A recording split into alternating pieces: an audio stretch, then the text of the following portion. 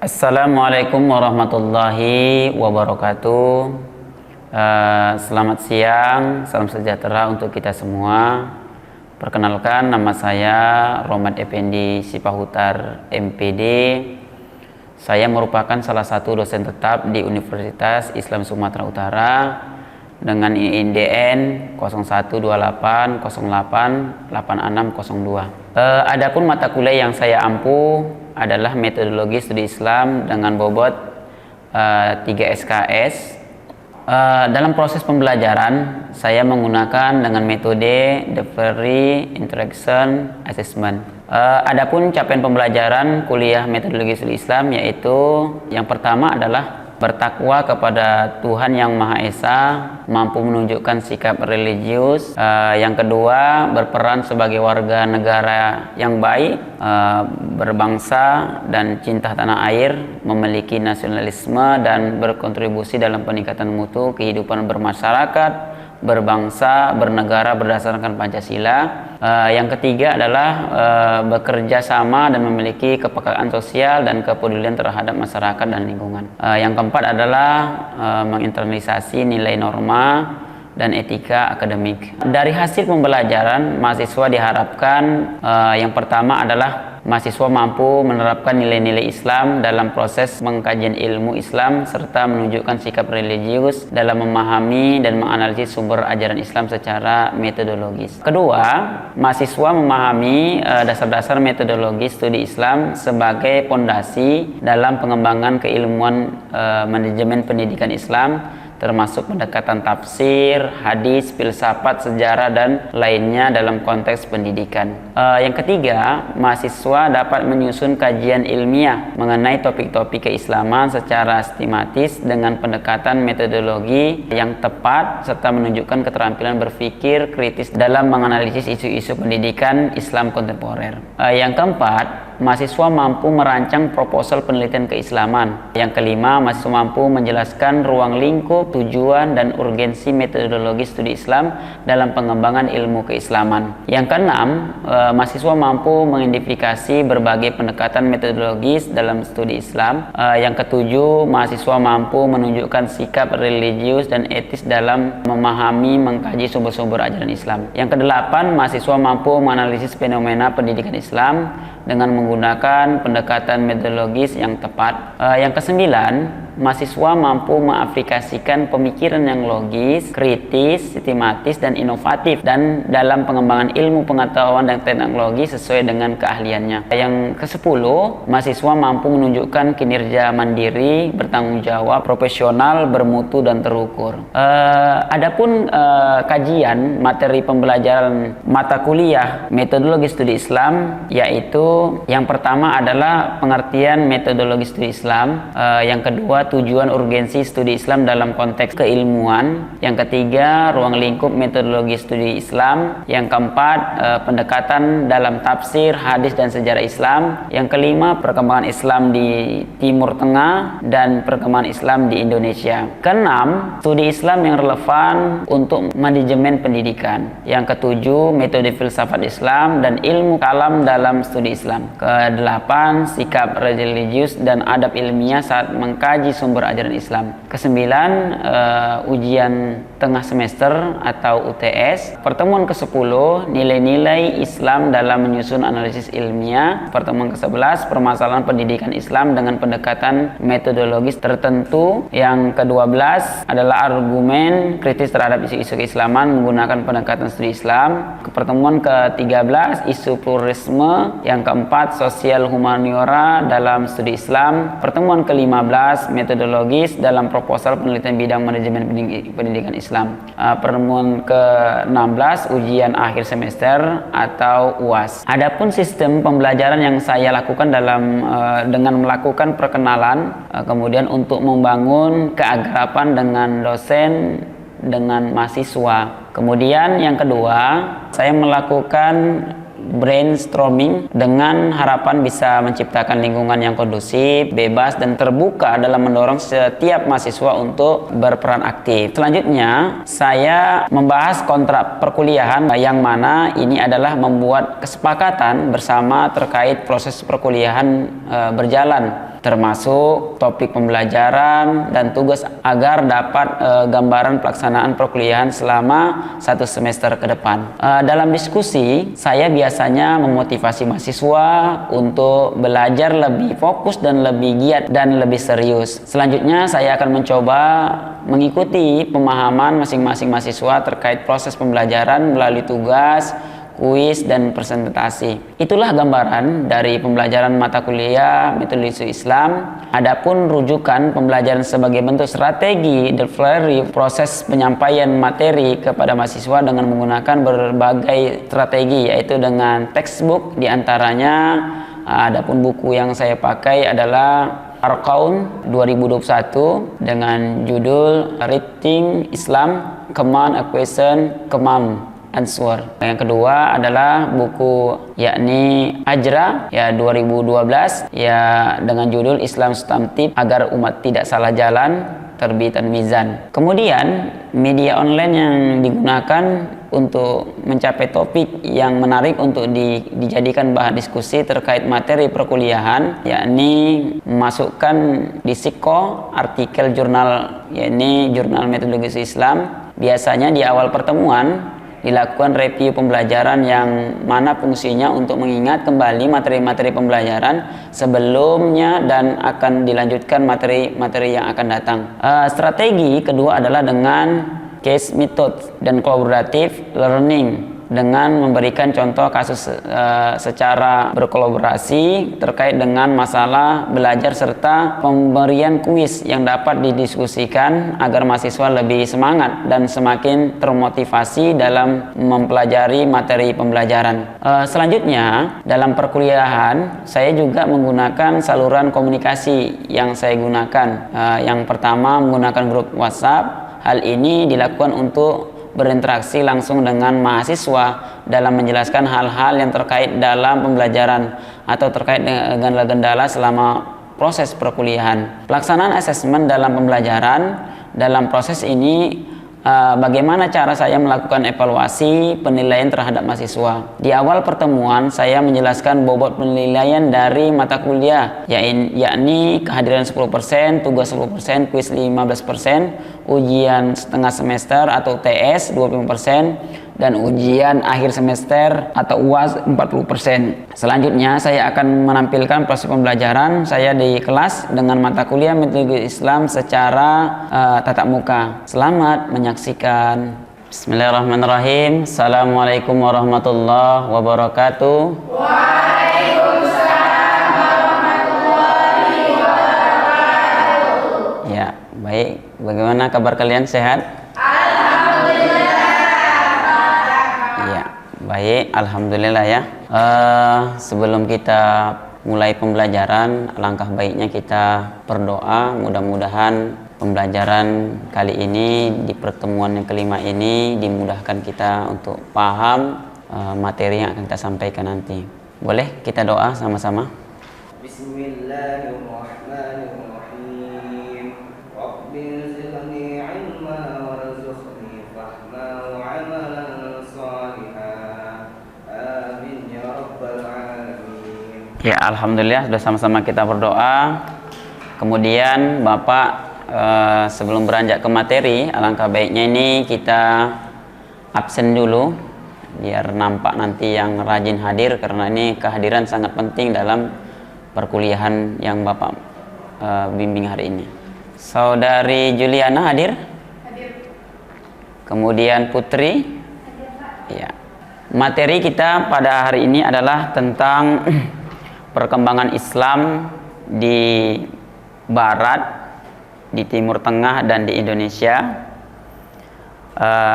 Biar Bapak repis lagi bagaimana, biar ingat lagi pembelajaran yang lalu. Siapa yang masih ingat pembelajaran yang kemarin? Coba tunjuk tangan. Saya, Pak. Ya, boleh. Minggu lalu itu, Pak, kita belajar tentang fajar kenabian, itu Mekah dan Madinah. Pada masa 610 Masehi, wahyu pertama, cahaya utama Islam turun di Gua Hira, mengakhiri zaman jahiliyah dan membuka lembaran baru sejarah umat manusia. Lalu, apa ada fondasi tauhid?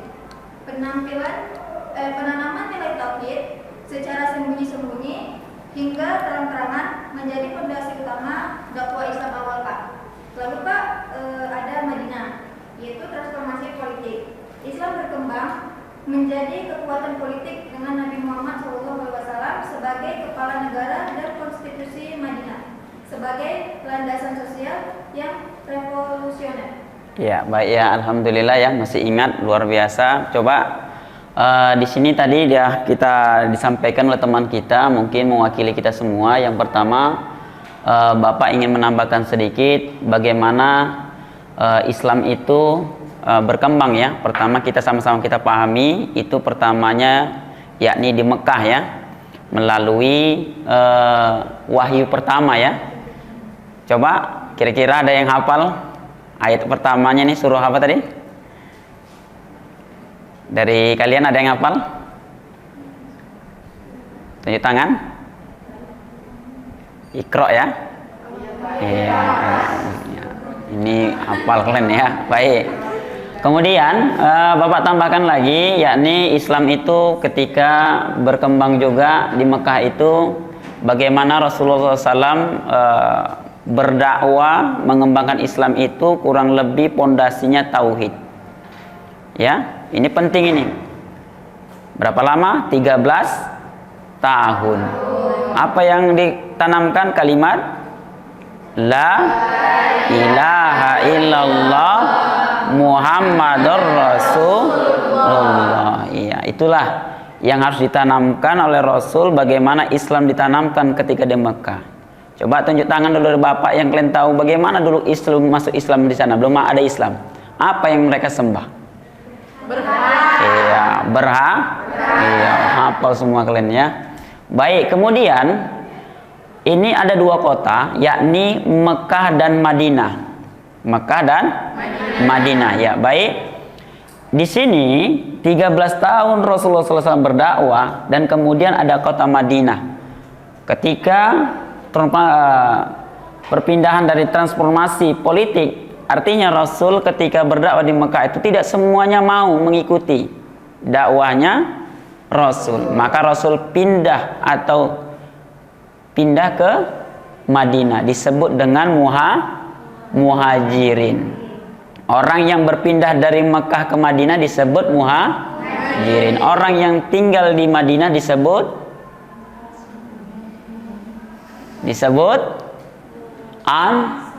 Ansor. Ya, ini harus ingat ini. Ya. Kepada kita semua harus paham bagaimana perkembangan Islam di sana.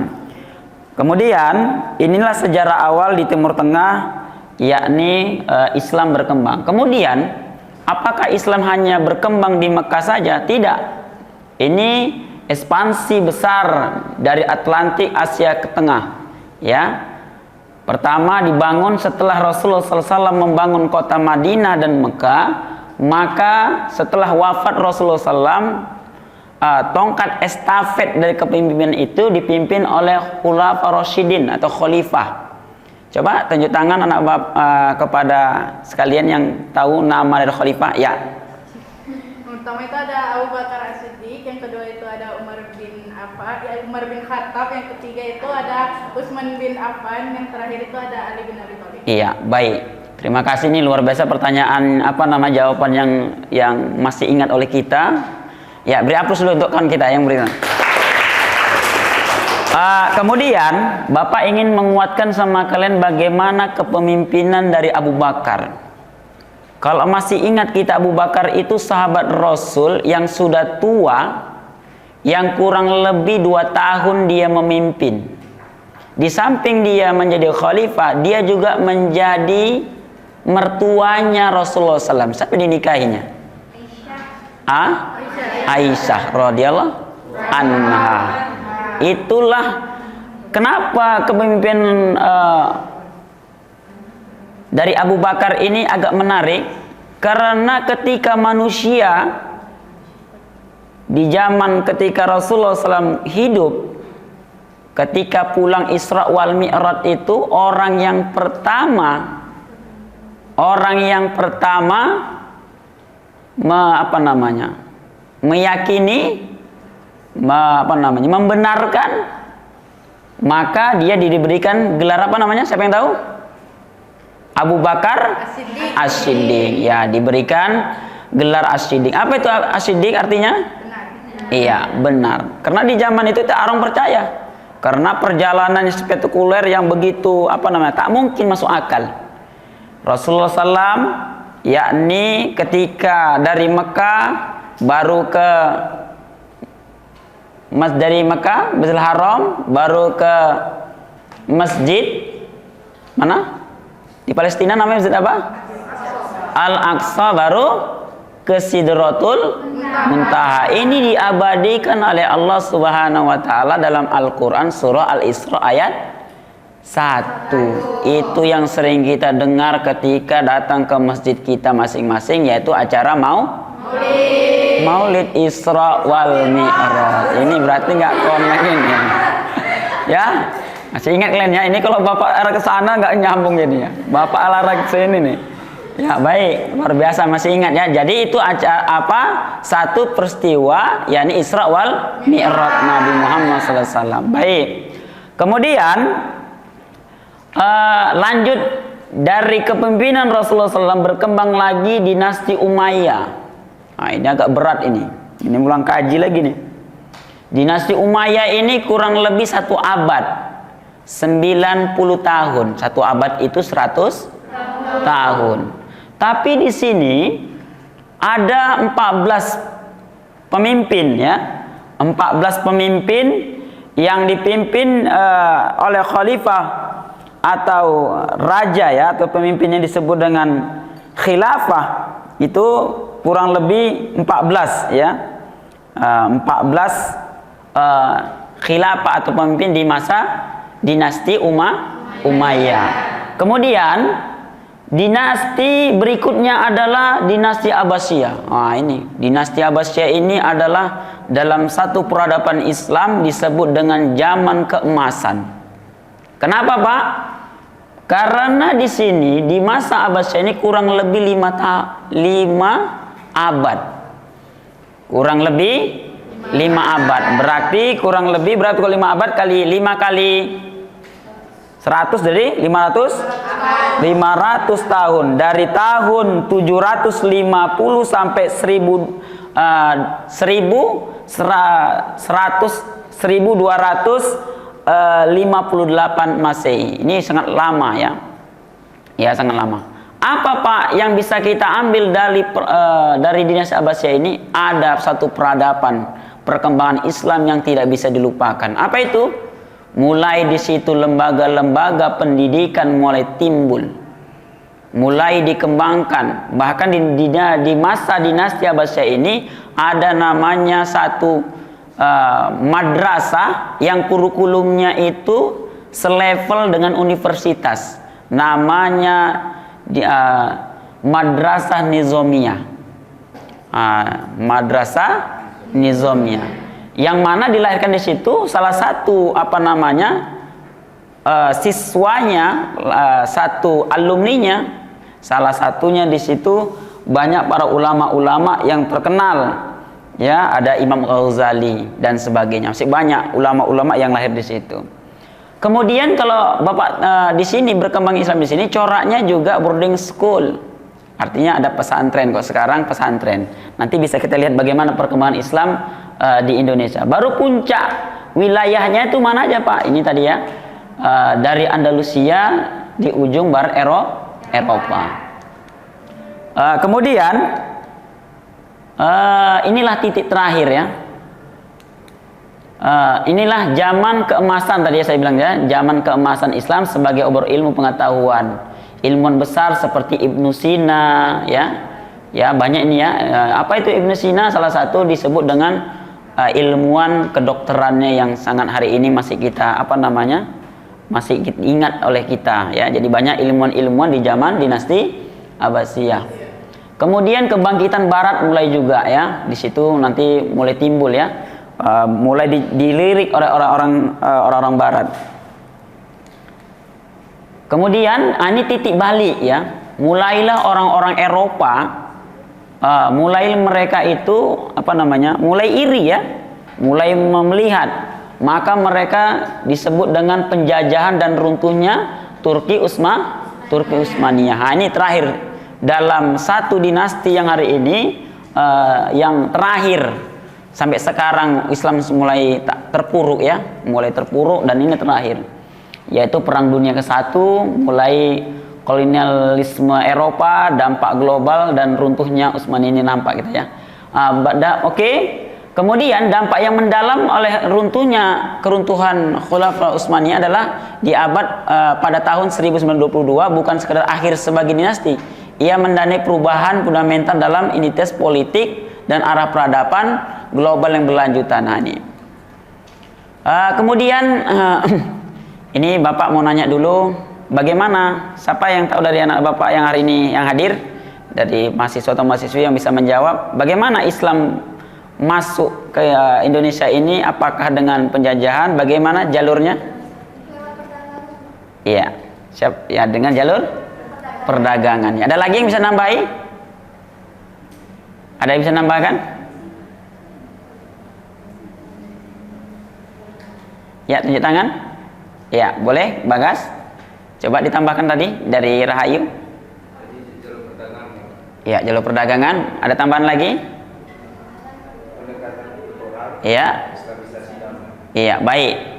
Itu tadi ya. Jadi kalian masih ingat bagaimana Islam itu masuk ke Indonesia itu bukan jalur penjajahan, tapi Islam itu datang ke Indonesia itu dulu belum konteks Indonesia ya, masih kerajaan, itu melalui perdagangan. Mana aja Pak?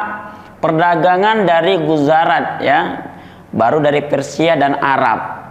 Nah, baru tujuan pertamanya adalah melalui pelabuhan-pelabuhan di Nusantara ya. Tujuan yang pertama adalah, satu yang masih ingat kita adalah Islam masuk ke Indonesia itu melalui satu tujuannya adalah satu tempat yang disebut dengan Kerajaan Samudra Pasai. Di mana ini, siapa tahu? Di mana? Di Aceh ya? Iya, di Aceh. Coba tunjuk tangan Bapak mau tahu yang tadi, siapa nama rajanya ini? Ini nama rajanya ini disebut juga salah satu nama bandaranya ini di Aceh. Masih ingat? Intan? Tengku? Ya. Siapa? Iskandar? Iya. Ini nama satu pemimpin yang ada di Aceh, dinobatkan salah satu menjadi daerahnya Samudra Pasai dipimpin oleh Iskandar Muda. Bahkan ini nama disebut dengan nama sekarang ini disebut dengan nama tempat apanya namanya bandaranya juga, nama kodamnya juga. Evolusi pendidikan Indonesia ini mulai berkembang ya, pendidikan yang ada di Indonesia mulai berkembang. Nah, ini salah satunya bagaimana menanamkan lembaga-lembaga pendidikan supaya ajaran-ajaran itu terdidik, tertata sesuai dengan konsep, yakni sesuai dengan Al-Quran dan hadis yang mentauhidkan. Pertama adalah lembaga-lembaga pendidikan yang melalui langgar. Ada langgar, apa nih Pak langgar? Ini seperti yang saya bilang tadi, seperti seminya dari langgar ini dari bahasa Jawa, ini masjid ya, masjid. Ini kalau di Jawa namanya langgar. Jadi situ udah mulai, masjid itu dulu langgar itu bukan hanya tempat hanya untuk sholat saja, ibadah saja, tapi di situ mulai belajar.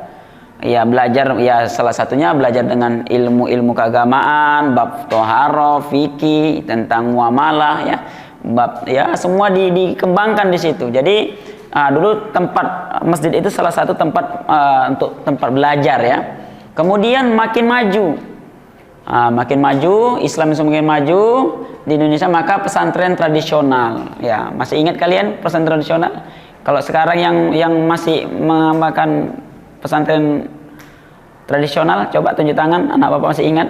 Salah satu contohnya di Indonesia ini sekarang masih ada? Ya, mana itu? Itu Gontor udah modern. Ya, di mana? Iya, betul kata Julia. Itu Mustafawiyah itu masih mengembangkan yakni corak pembelajaran yang masih tradisional. Kenapa, Pak? Ya, masih mereka paduan menyampaikan pembelajaran itu masih dengan pendekatan-pendekatan ya, dengan bahasa daerah contohnya. Untuk apa, Pak, itu? Untuk biar lebih cepat dapat.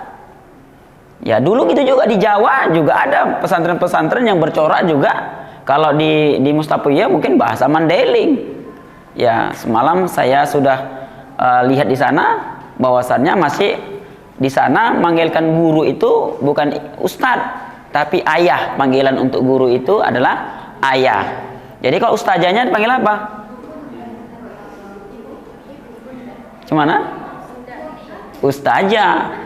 Jangan kalau udah ayah jadi ibu umi, ya kan? Tidak, ustazah. Ini adalah satu pemanggilan untuk di Mustapawiyah.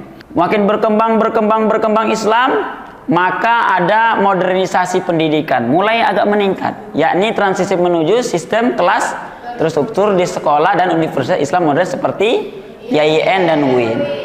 Kemudian kalau moderasi pendidikan yang levelnya tingkat ibtidaiyah, berapa lagi? Tingkat MTS, ya, madrasah sanawiyah, baru ada aliyah. Di situ mulai dikembangkan. Ya, SK3 Menteri itu mulai dikembangkan. Perpaduan kurikulum yang umum ada, kurikulum agama ada, maka dia dikembangkan dia. Bukan sekedar belajar agama saja, bahkan dikembangkan bahasa-bahasa, terutama bahasa yang ini bahasa dunia. 2 bahasa contohnya. Pernah dengar ya kan? Bahasa Arab dan bahasa Inggris. Ya, kalau coba anak bapak yang masih ingat di sini, kalau sekarang ada pesantren yang sudah modern, contohnya yang ada di Indonesia ini, yang sudah maju, masih ingat? Iya, Gontor Ponorogo. Nah, itu juga. Kemudian menjadi refleksi masa depan ya. Ini refleksi jadi apa namanya? Jadi penyemangat kita ya.